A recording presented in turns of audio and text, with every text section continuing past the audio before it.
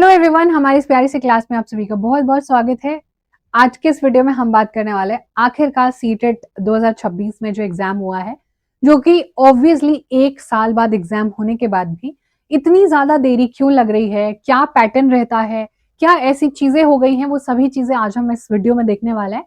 आपका आंसर की का जो पूरा टाइम पीरियड रहता है और जो आपका आने वाला समय है जब रिजल्ट डिक्लेरेशन होगा, उसमें कितना लगभग समय लगेगा और क्या कारण है ऐसे कि अभी तक ऑफिशियल आंसर की आउट नहीं हो पा रही है और रिजल्ट में क्या इतनी देरियां आ रही हैं।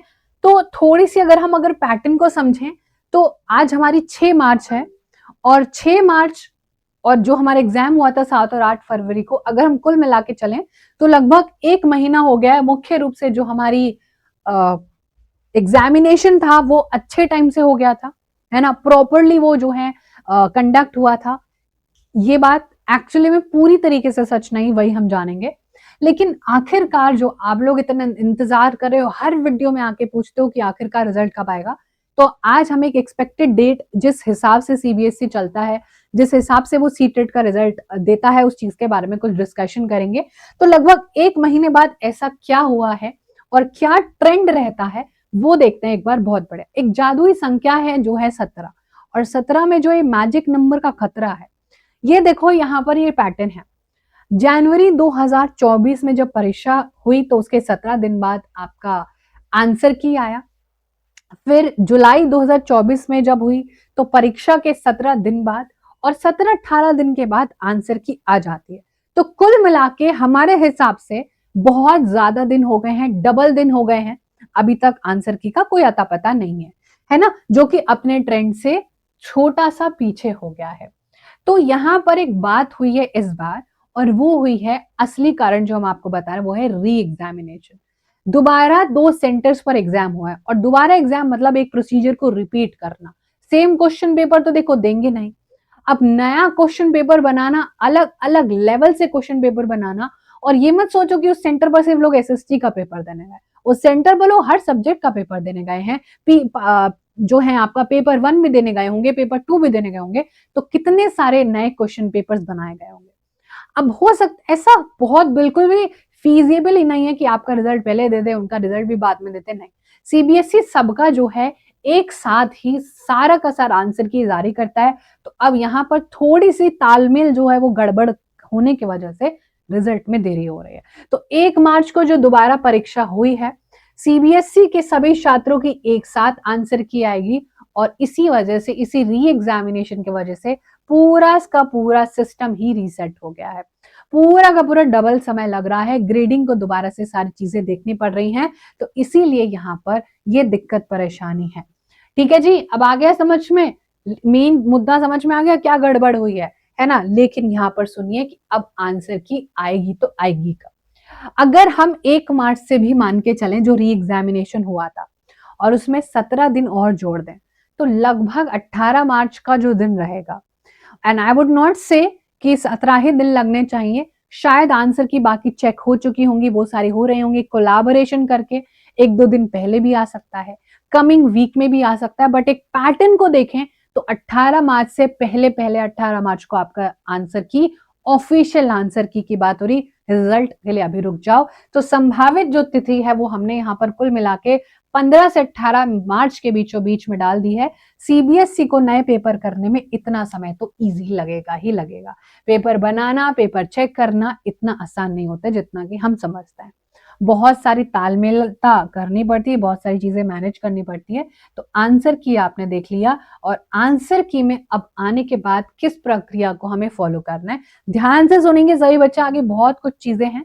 अब आंसर की के दिन आपको ना एक ऑफिशियल आंसर की मिलती है। आपका एबीसीडी जो भी सेट होगा उसके आंसर की आएंगे। आपके पास जो एक ओएमआर शीट है, जो आप गोले भर के आए उससे अपने गोले मैच करोगे और सही जवाब जान लोगे, और अपने नंबर जो है वो आपको सटीक रूप से देखने को मिलेंगे।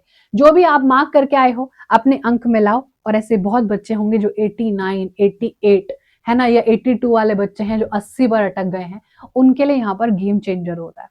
3 से 4 क्वेश्चन भी अगर बदल गए ना तो आपकी किस्मत बदल जाएगी, है ना। तो अब यहाँ पर क्या करना है आपको, अगर लग रहा है कि मेरा खेल जो है वो थोड़ा सा बदल सकता हूं, मैं अपनी सारी चीजें बदल सकता हूं, तो आप आंसर की में अपनी ऑब्जेक्शन, आपत्ति दर्ज कर सकते हैं।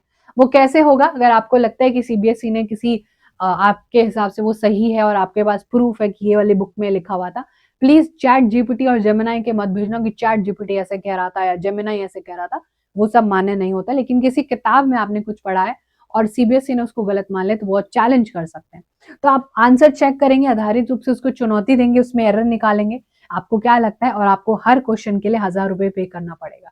यस, ये बात सही है, फीस इसकी लगती है 1000 रुपए प्रति प्रश्न, जो है इसकी फीस लगती है, उनको चेक करा जाता है, तथ्य को देखा जाता है और फिर एक फाइनल आंसर की दोबारा से आती है ना, और वो आप लोग यहाँ पर देखेंगे। तो बॉर्डर लाइन छात्रों के लिए बहुत इंपॉर्टेंट है, जो 89 पर रुक गए हैं या 1 मार्क से 2 मार्क से, वो यहाँ पर आपका पास हो सकता है। तो यदि आपको लग रहा है कि मेरा शायद, तो आप ये रिस्क जरूर लेना। वैसे तो देखो कोई ना कोई जरूर ले लेगा, सभी के आंसर की जो है रिपीट होके आते हैं, बट डेफिनेटली आपको खुद से भी इनिशिएटिव लेना पड़ेगा, तभी आपके जो है नंबर यहाँ पर बेवजह नहीं कटेंगे, है ना, नंबर बढ़ जाएंगे।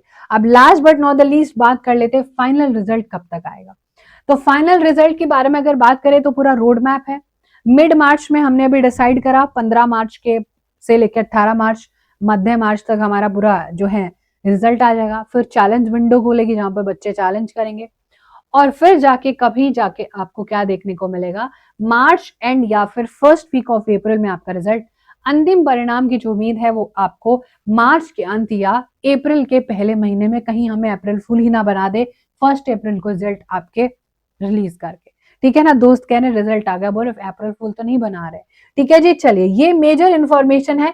इसके बाहर और इससे ज्यादा देखो अपना समय मत गंवाओ, बहुत कीमती आप लोगों का समय, इसको अच्छी चीजों में, अगर 6 to 8 एनसीईआरटी पढ़ लिया, आपको पता है कि आपका सीटेट होने वाला है, आप बिल्कुल बढ़िया से क्रॉस करेंगे, तो आगे की तैयारी शुरू करिए, क्यों रुकना है।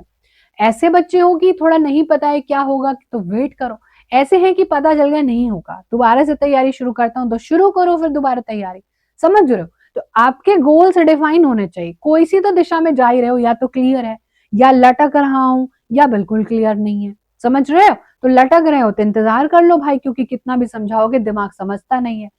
क्लियरली समझ आ गया कि नहीं होगा तो पढ़ना शुरू कर दो, क्लियरली समझ आ गया कि हाँ मेरा तो हुआ पड़ा है, तो आगे की पढ़ाई स्टार्ट कर दो। ठीक है, तो ये रणनीति के साथ चलेंगे। बाकी मेरी सारी क्लासेस एसएसटी से रिलेटेड वन सर्च सोल्यूशन आपको टेक्स्ट बुक ऐप पर मिल जाएगा। ऐप डाउनलोड करके सब्सक्रिप्शन खरीद सकते हो। 375 एग्जाम जो है आपको एक ही सब्सक्रिप्शन में मिल जाएंगे, नॉट जस्ट कि आप मेरा ले रहे हो सब्सक्रिप्शन तो यहाँ पर आपको सिर्फ मेरी क्लासेस मिलेंगी, ऐसा बिल्कुल भी नहीं है। तो आप सब्सक्रिप्शन ले सकते हो 1 रुपीज में, आप 48 आवर्स के लिए ट्रायल भी कर सकते हो। सभी चीजें आपको यहाँ पर एक ही जगह पर मिल जाती है, नोट्स, पीवाईक्यू, सभी चीजें, मॉक पेपर एंड एक पूरा एग्जाम वाला माहौल से आप पूरा अपना मॉक्स भी दे सकते हो। ठीक है, तो चले आज की क्लास को यहीं पर ही करते हैं रैप अप। फाइनली उन सभी बच्चों को एक जो है आंसर मिल गया होगा कि आपका रिजल्ट और आपके आंसर की कब तक आएगी। ठीक है, तो चलिए बाकी जो भी चीजें रहेंगी वो मुझे कमेंट सेक्शन में जरूर बता देना। बाकी आज के लिए इतना ही, sending all lots of love, bye, take care.